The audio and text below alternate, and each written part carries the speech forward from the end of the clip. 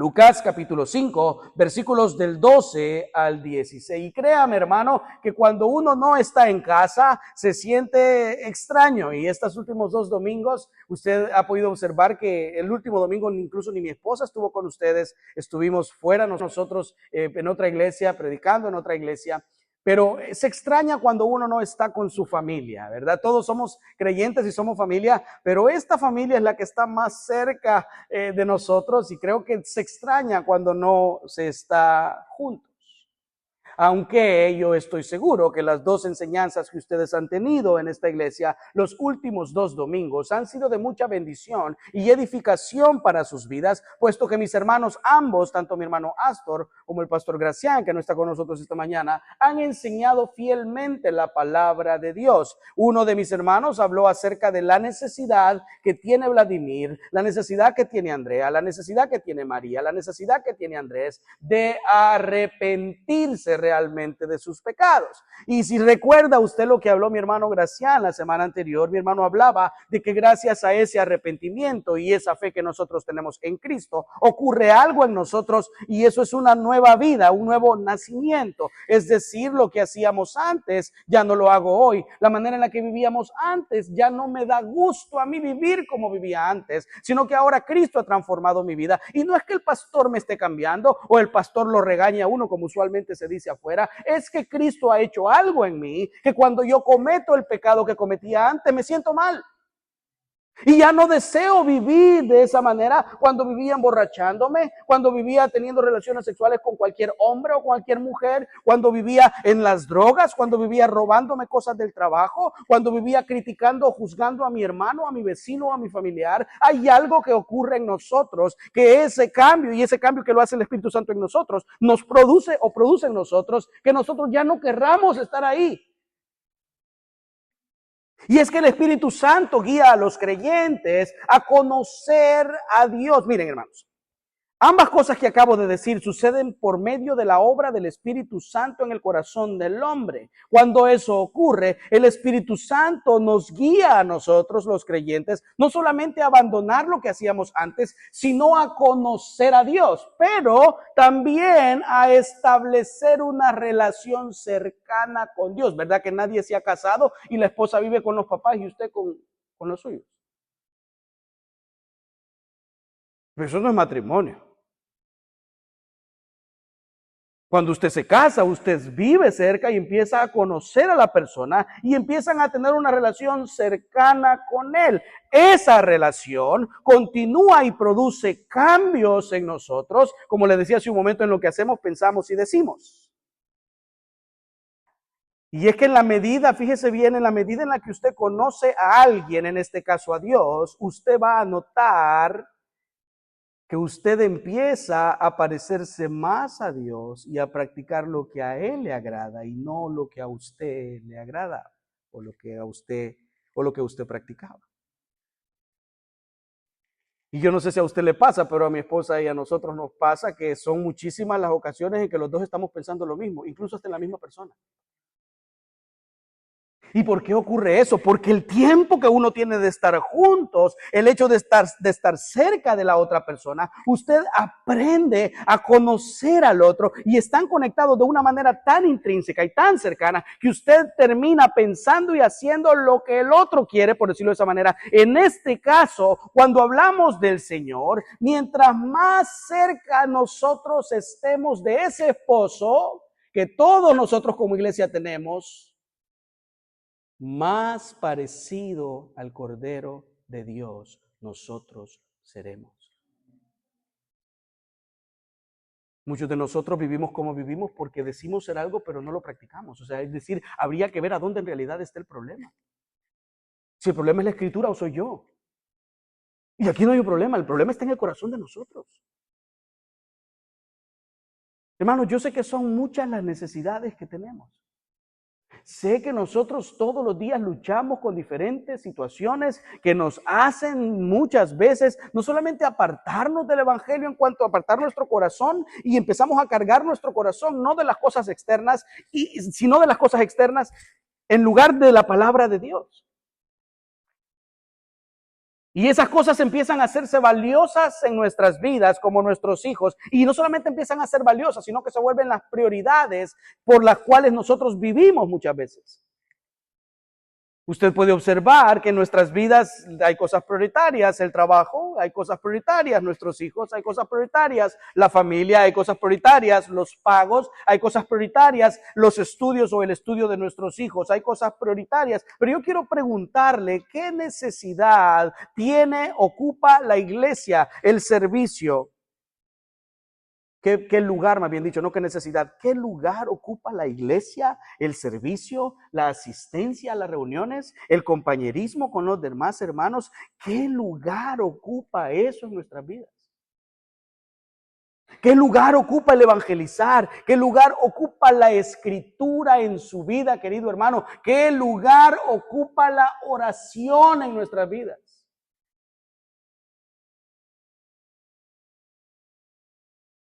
Y eso es importante saberlo. ¿Sabe por qué? Porque hay necesidades en este mundo, hay necesidades en nosotros que nada ni nadie podrá suplir en esta tierra, sino solamente nuestro Padre que está en los cielos.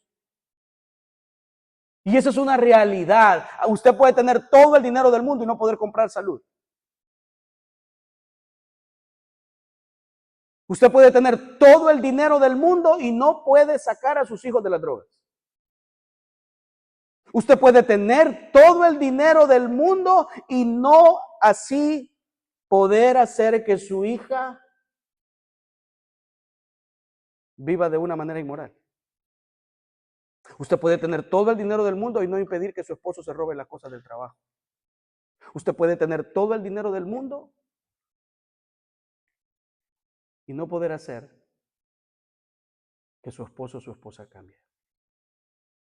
Y esto es importante entenderlo. ¿Sabe por qué? Porque Dios busca por eso relacionarse constantemente con nosotros. Miren, hermanos, cuando usted me dice a mí que usted buscó al Señor, hermanos, usted tiene que analizar lo que usted está diciendo, porque da la casualidad que fue alguien a quien Dios envió para acá para que salvara a la humanidad. En ningún momento Adán pidió un Salvador. Y si usted lo encuentra en la Biblia, me dice dónde, hermano.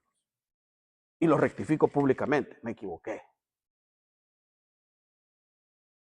Siempre ha sido Dios buscando relacionarse con los hombres. Dios busca relacionarse con nosotros por medio de la creación. Dios ha buscado relacionarse con nosotros por medio de la palabra de Dios. Dios ha buscado relacionarse con nosotros, incluida por medio de la oración. Y es por medio de la oración, hermanos. Y miren, yo de verdad, hermanos, yo me he sentido muy cargado esta semana con las disciplinas espirituales que yo practico. Y he descubierto que, al igual que usted, yo estoy fallando. Y he descubierto que mi vida de oración no es lo que debería de ser. Y he descubierto que la lectura de la palabra de Dios no debe ser lo que debe ser en mi vida. Y he descubierto que de los mensajes que debería escuchar durante la semana para animar mi alma, de la cantidad de mensajes que yo debería escuchar para animar mi alma durante la semana, no estoy escuchando lo que debería. Y no me diga usted que no. Yo puedo mandar un mensaje, una predicación al WhatsApp y le garantizo que la mayoría no la ve. Y siempre dan respuestas vagas. Oh, sí, voy la mitad, voy por aquí. Y hablo en términos generales, empezando por mí. Por mí, no por usted, por mí. ¿Por qué? Porque lo que esto está priorizando no es esto. Porque lo que esto está priorizando no es la oración. La oración, hermanos, es el medio que Dios ha dejado para comunicarnos con Él y para que nosotros le conozcamos a Él. Es el medio que Dios ha dejado para que nosotros nos relacionemos con Él. La mejor manera de relacionarse usted aquí el uno con el otro es por medio de ¿qué? De la comunicación. La oración es el medio que Dios ha dejado para relacionarnos con Dios. Entonces, hermanos, por encima de todas las necesidades que nosotros podamos tener en esta tierra, la oración debería de ser la necesidad, la mayor necesidad que los creyentes tengamos. Por encima del trabajo, por encima del dinero, por encima de las finanzas, por encima del vehículo, por encima de la vivienda, la oración debería de ser la mayor necesidad para nosotros los cristianos. Y digo esto, y así le hemos titulado esta enseñanza, la oración es la mayor necesidad, o debería de ser la mayor necesidad para nosotros los creyentes. ¿Está conmigo en Lucas, capítulo 5? Versículos del 12 al 16. Dice la palabra del Señor. Sucedió que estando él en una de las ciudades, Lucas capítulo 5, versículos del 12 al 16. Sucedió que estando él en una de las ciudades, se presentó un hombre lleno de lepra, el cual, viendo a Jesús, se postró con el rostro en tierra y le rogó diciendo: Señor, si quieres, puedes limpiarme. Entonces, extendiendo él la mano, le tocó diciendo: quiero, sé limpio. Y al instante la lepra, ¿qué dice? Se fue de él. Versículo 14. Y él le mandó que no lo dijese a nadie, sino le dijo: muéstrate al sacerdote y ofrece por tu purificación según mandó Moisés y para testimonio a ellos. Versículo 15. Pero su fama, la fama de Jesús, se extendía más y se reunía gente para oírle y para que le sanase de sus enfermedades. Mas él buscaba gloria, mas él buscaba reconocimiento, mas él buscaba ser el centro de atención, mas él se apartaba a lugares desiertos y oraba. Oremos. Señor, gracias te damos esta mañana por la bondad que nos muestras. Señor, gracias te damos porque de alguna manera nos ayudas a ver por medio de tu palabra la gran necesidad que nosotros tenemos de estar conectados, de relacionarnos, de hablar, de comunicarnos contigo, Señor. Padre, quiero en esta mañana que de la misma manera en la que tú me hiciste ver a mí la necesidad tan grande que yo tengo de orar, porque, Señor, te pido que de la misma manera mis hermanos puedan observar esto. Que la oración no se vuelva algo mecánico en nuestras vidas, sino que pueda ser una muestra de devoción continua, diaria, a ti, Señor. Te suplico en esta mañana que por medio de esta enseñanza crees en nosotros esa necesidad real de vivir vidas entregadas a ti, de vivir vidas, Señor, dispuestas a relacionarnos constantemente contigo, dispuestas a negarse a sí mismas y a ir en pos de ti. En el nombre de Jesús. Amén y amén. Hermanos, yo solamente he usado 2 porciones de la Escritura esta mañana para mostrarles la vida de oración de nuestro Señor Jesucristo, pero en realidad son muchos los pasajes de la Escritura que nos muestran que la oración era parte de la vida de Jesús. La oración era una de las disciplinas espirituales, si usted quiere verlo de esa manera, que Jesús practicaba constantemente. Él oraba. Y es que la oración era necesaria para Jesús por diferentes motivos. En preparación para su ministerio, por la persecución, etcétera, etcétera, etcétera. Pero si la oración era importante para Jesús y era una disciplina que nosotros observamos constantemente ser practicada por Él, considero yo que debería también ser una necesidad para nosotros los creyentes.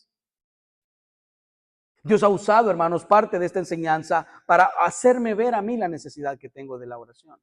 Y la necesidad de ver a mi ejemplo, a Jesús, entregando su vida mientras estaba en esta tierra a su Padre y buscar a su Padre y buscar el consuelo de su Padre, la motivación de su Padre, el ánimo de su Padre, el gozo de su Padre, la confianza en su Padre.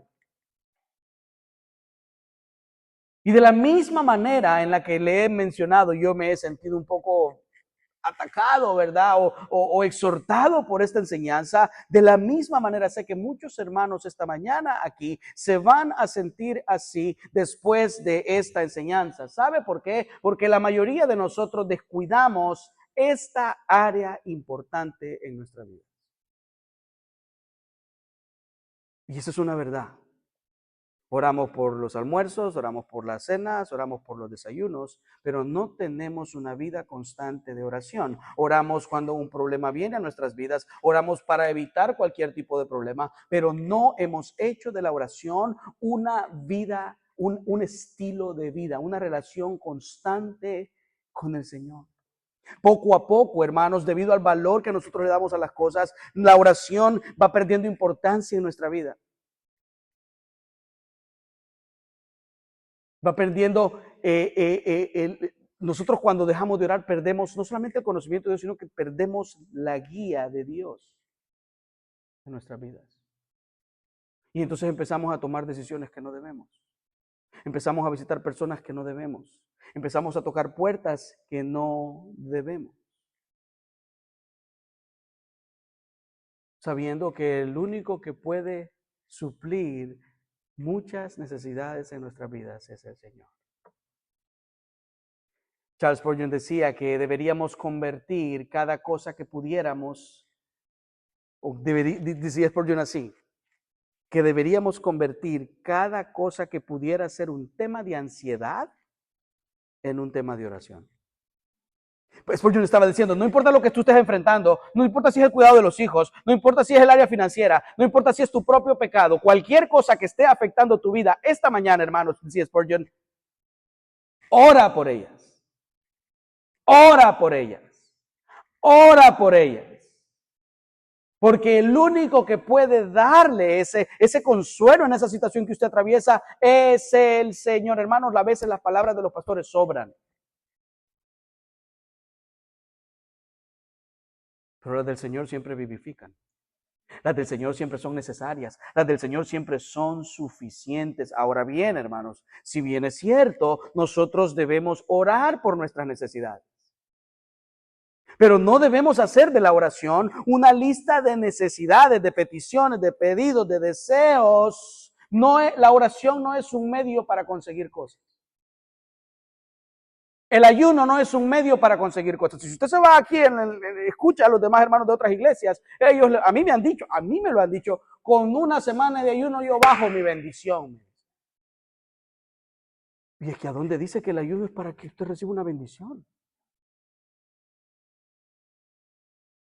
Dios bendice de acuerdo a su misericordia y a su gracia y según Él quiere y a quien Él quiere. Pero nosotros debemos pedir al Señor que nos ayude en nuestras aflicciones, en nuestras necesidades. Y hablaba con Javier y me decía, ¿cómo ha estado esta semana? Ahí un poco. Hermanos, Dios sabe lo que pasamos. Y no solo Él, a mí también. Todos ustedes han pasado y nosotros diferentes situaciones durante la semana. Pero en todas esas áreas, Dios está ahí. Dios sabe nuestras necesidades y nuestras aflicciones. Y debemos pedirle. Jesús mismo nos enseñó que debíamos nosotros pedirle a Él. Y es por eso que en Mateo capítulo 7, versículos 7 y 8 de la Nueva Traducción Viviente dice, sigue pidiendo y recibirás lo que pides. Sigue buscando y encontrarás. Sigue llamando y la puerta se te abrirá. Pues todo el que pide, recibe. Todo el que busca, encuentra. Y a todo el que llama se le abrirá la puerta. Ahí está hablando también de la salvación, el que toca la puerta de varias cosas. Pero el punto es que Dios provee a sus hijos en momentos de necesidad, gracias a su providencia divina. Por lo tanto, el creyente puede pedir por aquellas cosas que necesite, pero no debe olvidar que el propósito principal de Dios por medio de la oración es que usted conozca a Dios y se relacione con Dios. Ese es el propósito principal. Y yo quiero animarle, hermano, a que usted cuando ore, personalmente, usted solito cuando ore, piense en lo que está orando, por qué está orando. Y vea qué cosas usted está orando. ¿Por qué cosas usted está orando? Y vea si solo son cosas. Quiero esto, quiero esto, quiero esto, quiero esto. O vea si esa oración lleva un poquito de devoción, un poquito de adoración, un poquito de amor, un poquito de honor y de honra a Dios.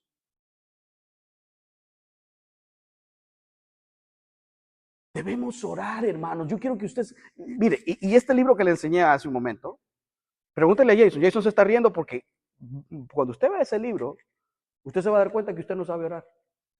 Se lo digo con respeto. Se lo digo con respeto. Pero cuando usted lea ese libro, usted se va a dar cuenta que la manera en la que muchos de nosotros oramos no es la correcta. Debemos orar, el creyente debe orar con el firme deseo. Tenemos una necesidad de conocer a Dios. El creyente debe orar para que por medio de la oración, de la lectura bíblica, nosotros podamos conocer a Dios realmente y entonces vamos a saber cuál es su carácter, cuáles son sus atributos, qué cosas le agradan a Dios y qué no le agrada a Dios. El creyente debe orar o debería orar para que se cumpla la voluntad de Dios por encima de la nuestra. Aunque eso sea doloroso. ¿Y eso es lo que estoy diciendo? Por lo tanto, hermanos, el creyente debería orar para que Dios fortalezca su espíritu y entonces pueda el creyente resistir la tentación. Mire lo que dice Lucas 22:40 y ahí lo vamos a leer en la Nueva Traducción. Si usted lo quiere buscar, adelante, pero lo vamos a leer en la Nueva Traducción. Allí les dijo, ¿qué dice? Oren para qué. Oren para que no cedan a qué. ¿Dice lo que dice Jesús? Tan sencillo como eso. Ay, pero es que la carne, bueno, pero ¿y que no el espíritu muere en usted? Y usted puede, como le dije hace un momento, puede ir a toda la escritura y usted puede irse, por ejemplo, a Mateo 4. Cuando usted ve el ejemplo de Jesús durante la tentación. Usted se puede ir a Mateo 6, en donde está el Padre Nuestro, y usted va a ver la oración que Jesús les dice a los discípulos: Señor, no sabemos orar. No sabemos cómo orar, perdón. ¿Ve usted en esa oración un listado de cosas? ¿Ve usted en esa oración un listado de declaraciones y decretos? Porque es bien fácil decretar. ¿A dónde Jesús decreta en esa oración? Y si Jesús decreta es porque Él tiene autoridad sobre todas las cosas. Pero cuando yo decreto estoy diciendo tengo más autoridad que el Señor. Y ahí es donde está el problema.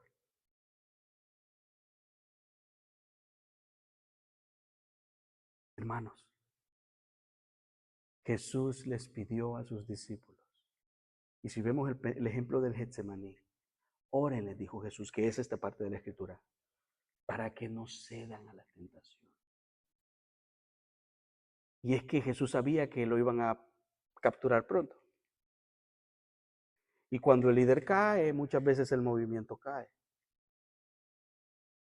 Entonces Jesús sabía que cuando eso ocurriera, muchos de ellos iban a tener la tentación, porque Jesús sabía lo que venía. Y Jesús sabía que muchos iban a tener la tentación de negarle o abandonarlo, obviamente por el temor a ser muertos o a ser encarcelados. Pero Jesús sabía que esto podía traer a ellos incredulidad.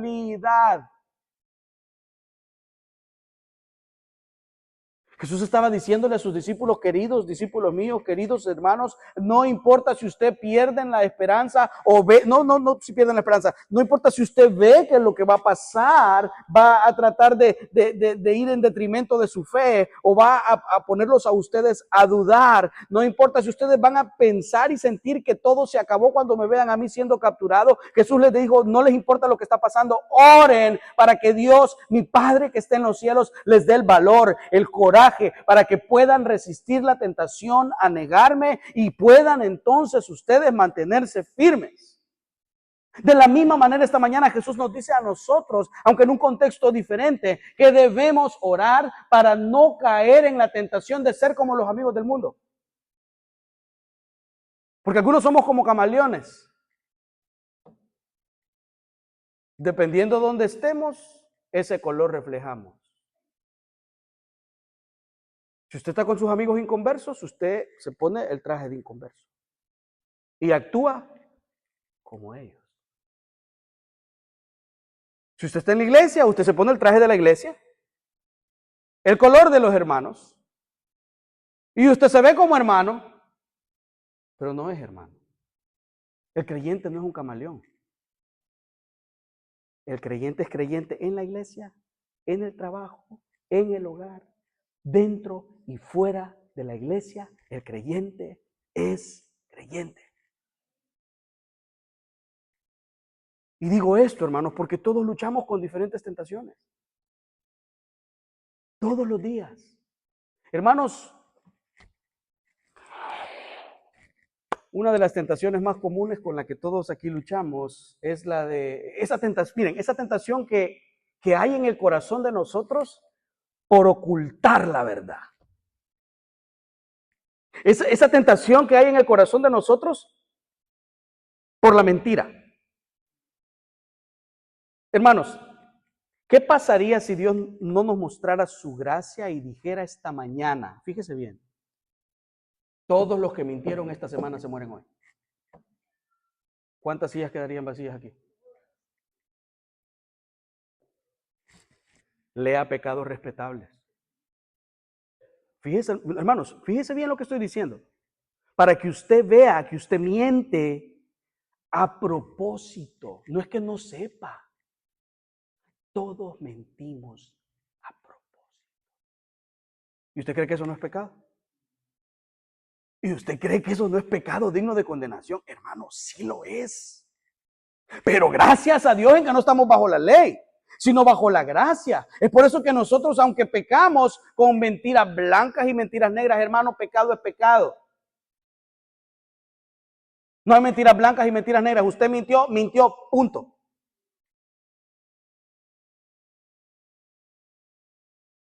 Todas las sillas quedarían vacías esta mañana. Hasta el púlpito. Hasta el muchacho que está en la hielera ahí atrás, sentado.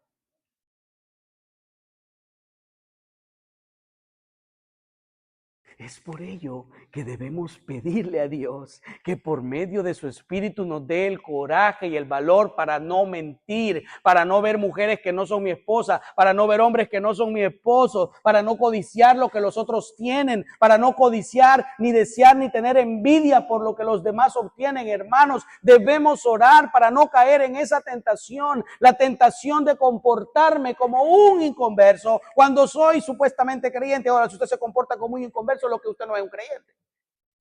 Period. Porque no hay tal cosa. ¿Qué comunión tienen las tinieblas con la luz? No hay tal cosa. Y se lo dice alguien que viene de una iglesia en donde el pecado era sumamente normal. Y se lo digo con conocimiento de causa. Se acostaban los hermanos con quien querían. Los hermanos iban al bar el viernes en la noche, el sábado en la noche y el domingo estaban sirviendo en la iglesia. Algunos todavía con la cajetilla de cigarros en el saco. No se lo estoy contando, yo se lo estoy diciendo porque yo lo vi. Hermanos, no nos engañemos. No nos engañemos. En esos momentos en que nuestro autocontrol, hermanos, se pone a prueba, en donde cuesta a veces ejercitar el perdón, en donde somos tentados a darle al otro como lo hemos, así como nos dieron a nosotros. Hoy viene el payback, dice usted. Ya recibí yo, hoy voy yo de regreso. Espérate, hoy me toca a mí. Esos momentos en donde nuestro carácter se pone a prueba, hermanos, el creyente debe aprender a decir que no. ¿De cuántos problemas ustedes y yo nos hubiéramos librado si decimos que no? ¿Cuántos hijos no deseados, se dice allá afuera? No es que no son deseados, se tienen hijos en el momento que no es el adecuado. No son hijos no deseados, son hijos no planificados, que es otra cosa. Porque desde el momento en que usted se puso a hacer algo, algo puede pasar. Hombres y mujeres. Entonces, hermanos, ¿pero por qué pasa eso? Por el pecado que mora en nosotros. Hermanos, necesitamos orar. No dejemos de orar. Si no oramos, moriremos. Hermanos, la oración es como el aire que respiramos.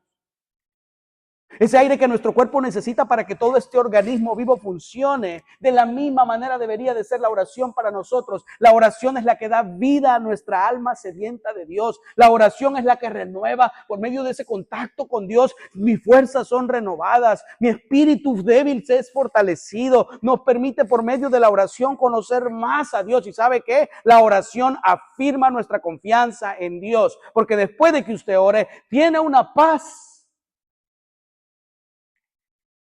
que solo Dios puede poner ahí.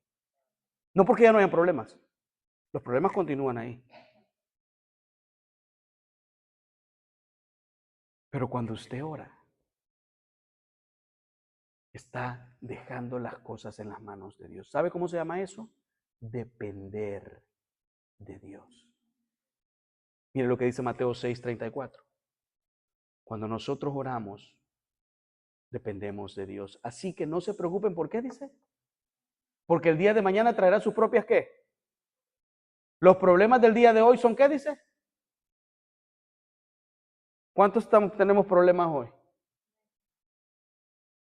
Tranquilo, hermano, con eso. Mañana vienen más. Qué desesperanzador, ¿verdad? Pero aquí Jesús está diciendo, hey, tranquilos. No se afanen. No se preocupen. Confíen. Preocúpense por hoy. Esta mañana, muchas personas aquí, esta mañana estamos afanadas por cosas que vienen mañana. Estamos afanadas por las enfermedades. Estamos afanados por el dinero, estamos afanados por la vivienda, estamos afanados si nuestros hijos se enferman, estamos afanados, etcétera, etcétera, etcétera. Bueno, por la política están algunos afanados aquí. Por el inicio de la escuela, porque algunos padres han amado tanto a sus hijos que no los quieren enviar. ¿Cómo no? Que se vaya ya, que se vaya Ariana, Andy, que vaya, que Dios lo socorra a la maestra, que lo entienda. Pero el punto es,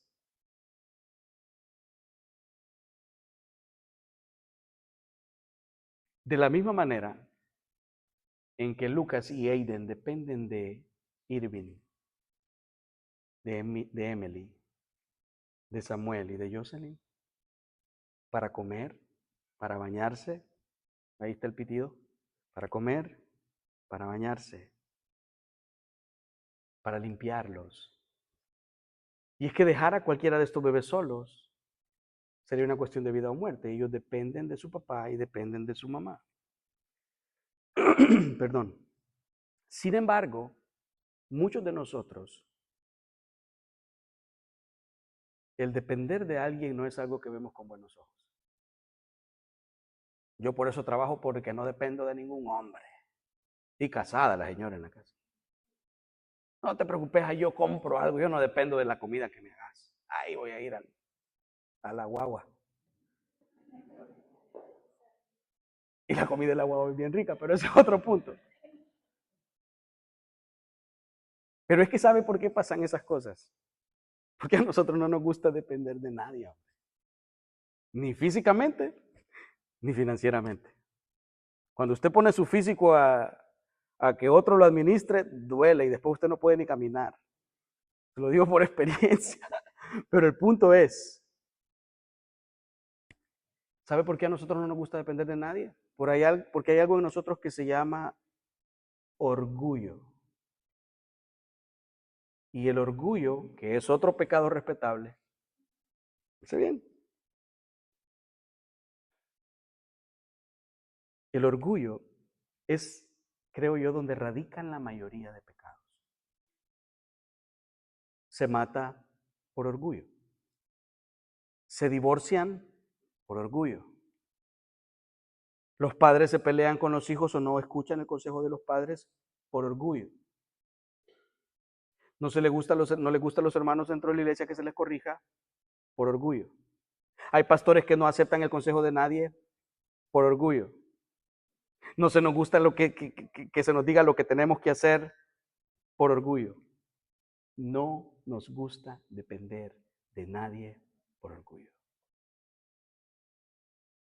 Y así nos pasa con Dios. Y le voy a recordar algo, hermano.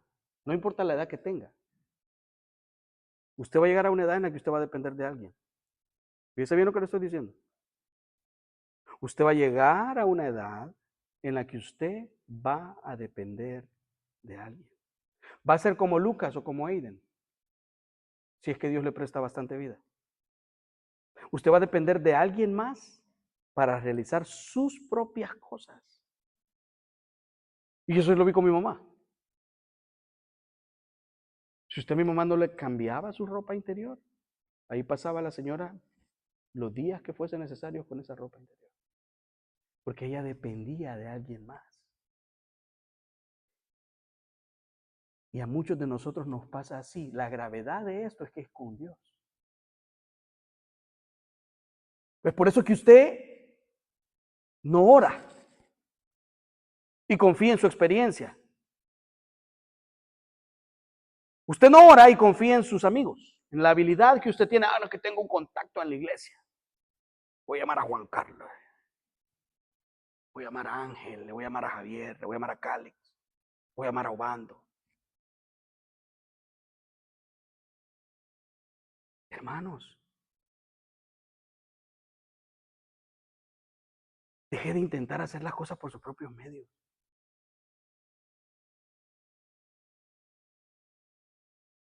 Sus fuerzas son limitadas. Sus habilidades son limitadas.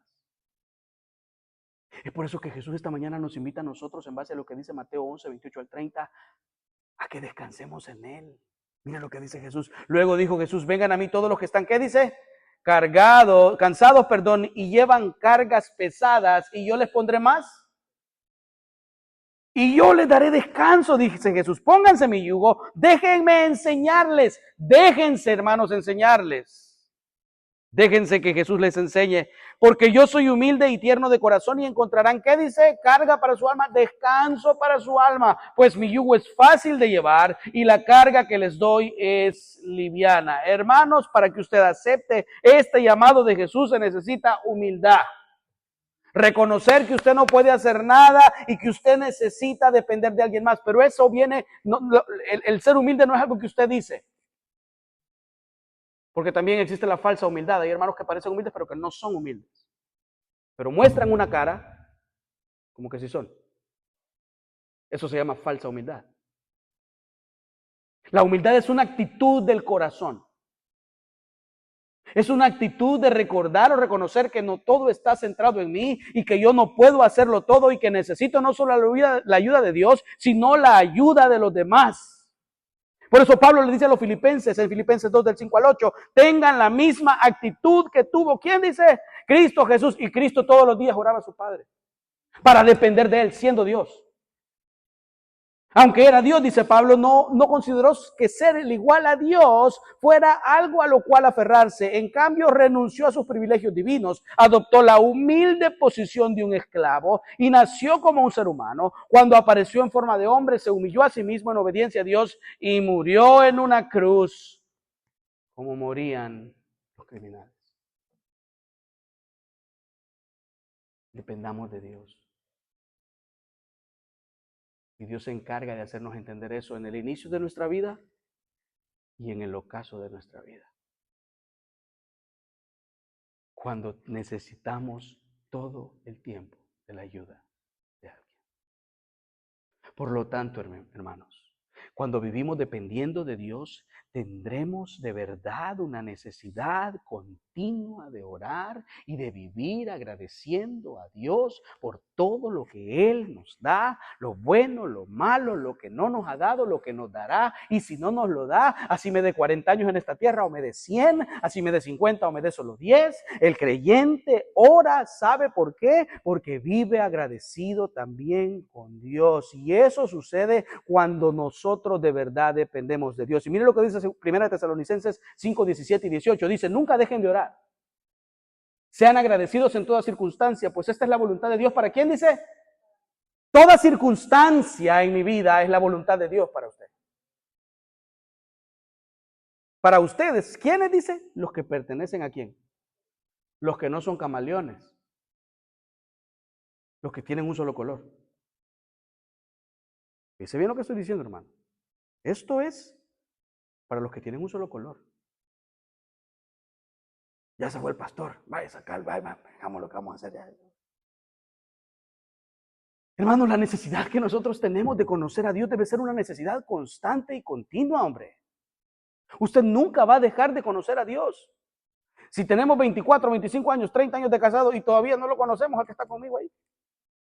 Todavía estamos conociendo y viendo y aquí y eso no sabía y ahora con los años todo va cambiando. Nuestro físico cambia, nuestro sistema fisiológico cambia, nuestras fuerzas cambian, nuestro ánimo cambia. Pero debemos saber que tenemos una necesidad continua de orar por las luchas que enfrentamos todos los días, la sociedad en la que vivimos, ahora que nuestros hijos están en la escuela, los pensamientos de la comunidad LGBTQ+, no sé qué, y todo eso, el aborto. Los que tenemos hijas adolescentes, debemos hablar con nuestras hijas del aborto. Porque de repente pueden tener un noviecito y que los padres no se van a dar cuenta. Hermanos, para ahí vamos. Hable con sus hijas del aborto. Porque si los jovencitos, Dios no quiera que nuestras hijas lleguen a eso, hay que instruirlas en la palabra del Señor. Pero si se comete un error, que no vean eso como una opción.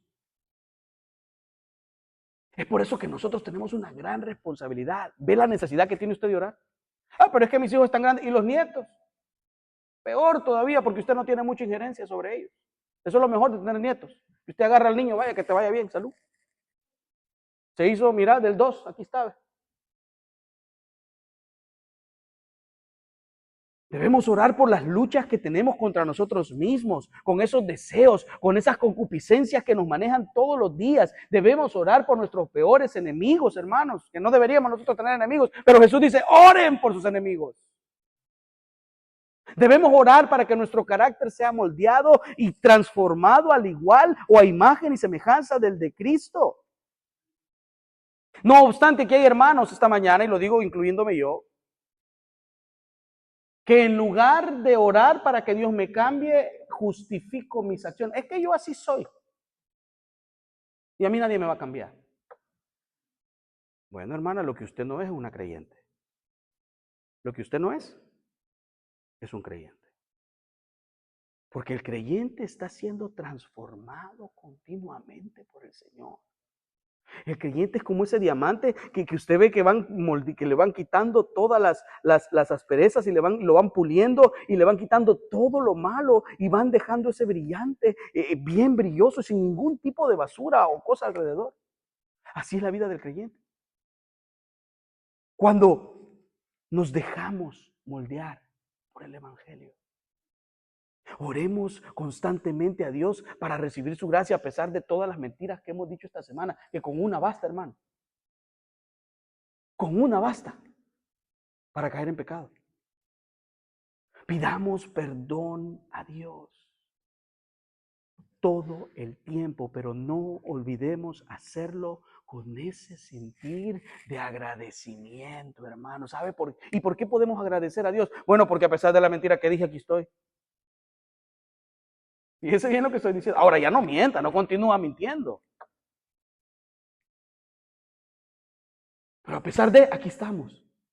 Porque Él nos muestra su gracia en que siendo nosotros aún pecadores, porque todavía pecamos, una vez fuimos salvos para estar con Cristo, pero ahora todavía pecamos, pero aún siendo pecadores, Cristo murió por nosotros. Pero cuando ore, no solo ore para pedir. Agradezca por Cristo. ¿Cuándo fue la última vez que usted oró para agradecer por la obediencia de Cristo? ¿Cuándo fue la última vez que usted oró para agradecer a Dios por la obra de su Hijo en la cruz en favor nuestro? ¿Cuándo fue la última vez que usted oró para glorificar a Dios por su creación, por sus bondades? ¿Cuándo fue la última vez que usted oró por las bendiciones que usted ha recibido sin merecerlas? ¿Cuándo fue la última vez que usted oró agradeciendo a Dios que respiró toda la noche y usted no sabe cómo? ¿Cuándo fue la última vez que usted oró para ver el sol el siguiente día? No, usted oró por el trabajo del siguiente día. Te pido que ese cliente, te pido que mi jefe, te pido que el tráfico, me voy a levantar. ¿Cuándo fue la última vez que usted oró? para que Dios permitiera ver el sol brillante de un nuevo amanecer. ¿Sabe por qué usted no ora por eso? Porque usted da por hecho que eso va a estar ahí. Usted da por hecho que César, que Ariana, que Marco van a estar ahí dormidos el día siguiente. ¿Y si no?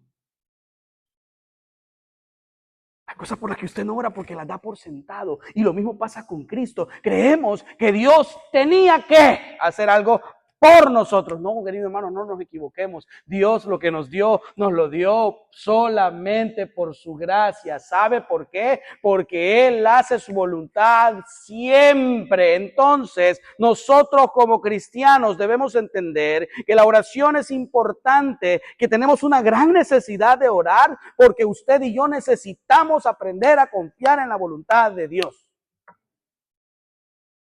Miren lo que dice Mateo 6:10. Y por eso me gusta la Nueva Traducción Viviente. Mire cómo dice la Nueva Traducción Viviente.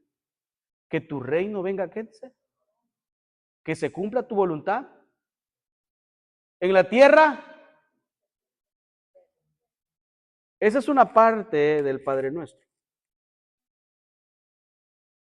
Entonces Jesús le está diciendo a los discípulos, porque recuerden que Jesús está contestando una pregunta: Señor, enséñanos a orar, porque aquellos no sabían cómo orar, como nos ha pasado a muchos de nosotros en ciertas etapas o áreas de nuestra vida. Entonces vienen ellos y le preguntan: Señor, enséñanos a orar. Y viene Jesús y les dice: oren de la siguiente manera.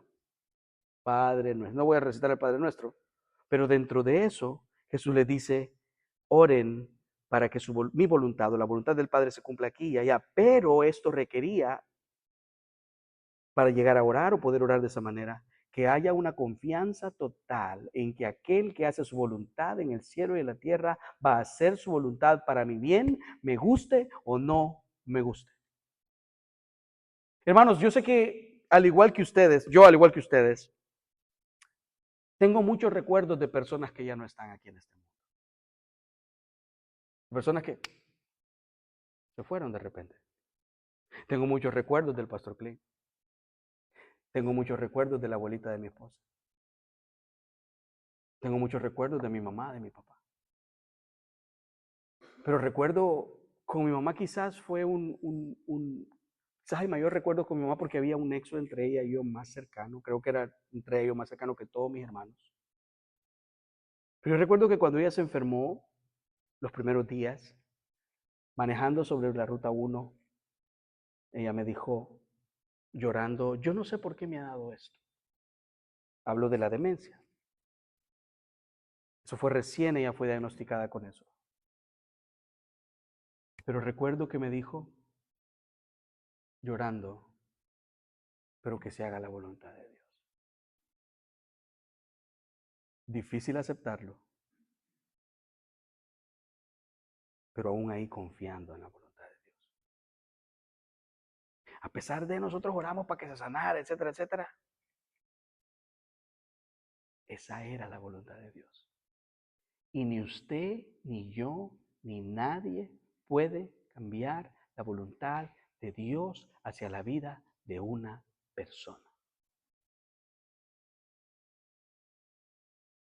De la misma manera que ella aceptó la voluntad de Dios para su propia vida, de la misma manera hizo Jesús en el huerto de Getsemaní, cuando dijo lo siguiente en el versículo 41 al 43. Y él se apartó de ellos a distancia como de un tiro de piedra, y puesto de rodillas oró, diciendo: Padre, si quieres. Fíjese bien, hermanos. Señor, yo decreto que tú Señor, hoy declaro que tú me vas. Mire cómo dice eso aquí. Si quieres, pasa de mí esta copa. Pero ¿qué dice Jesús? Que no se haga lo que yo quiero, sino lo que tú quieres. Y lea la segunda parte del versículo, lea el versículo 43. Y se le apareció, ¿quién dice? ¿Está viendo el versículo ahí? Y se le apareció un ángel del cielo.